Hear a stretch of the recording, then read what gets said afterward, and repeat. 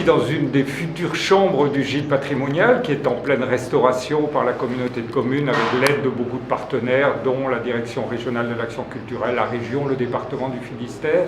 À partir du printemps 2020, nous pourrons venir ici par une location, passer une journée, surtout une nuit ou deux, avec une capacité de 10 places. Donc des groupes de 10 pourront y venir.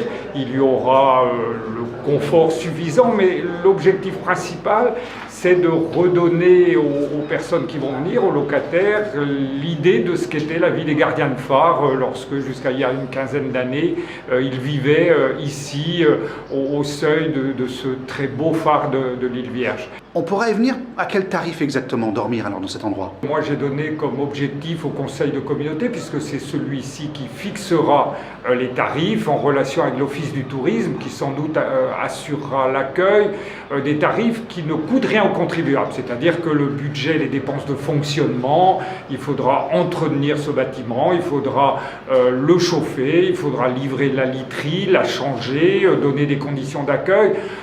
Les idées qu'on a, c'est que dans un groupe de 10, chacun, selon la période de l'année, ne dépense pas plus de 50 ou 70 €, ce qui nous paraît tout à fait abordable pour une soirée et une nuit qui resteront quand même, on l'espère, des souvenirs tout à fait impérissables. Il n'y a jamais d'avance, il y a toujours un petit peu de retard sur ce type de chantier. Normalement, c'est fin mars 2020, seulement une coïncidence avec le fait que c'est la période des élections municipales.